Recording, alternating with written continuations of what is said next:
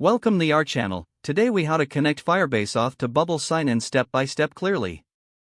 To connect Firebase Authentication to your Bubble application, begin by setting up a Firebase project.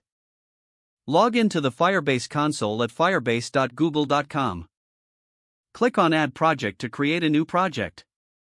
Follow the prompts to complete the project setup. Once your project is created, navigate to the Authentication section in the Firebase console. Enable the sign-in methods you want to use, such as email/password or Google.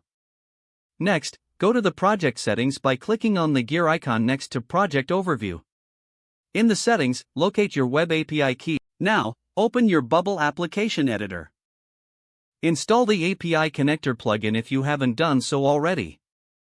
Create a new API in the API connector.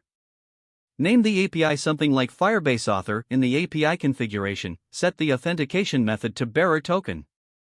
Now, for sign-up, make a post request to the Firebase Authentication URL. Use the endpoint, https://identitytoolkit.googleapis.com/v1/accounts:signup?. Replace your _API_ key with the API key you copied earlier. Add the required body parameters, such as email and password. For sign-in, create another post request.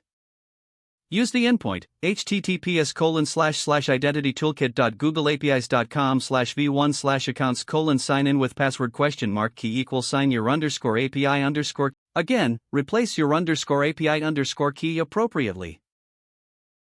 Include the email and password in the request body.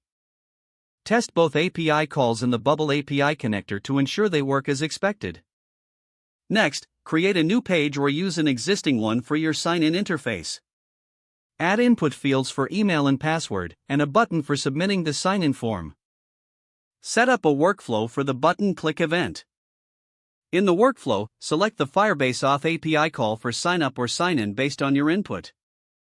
Map the input fields to the API call parameters correctly.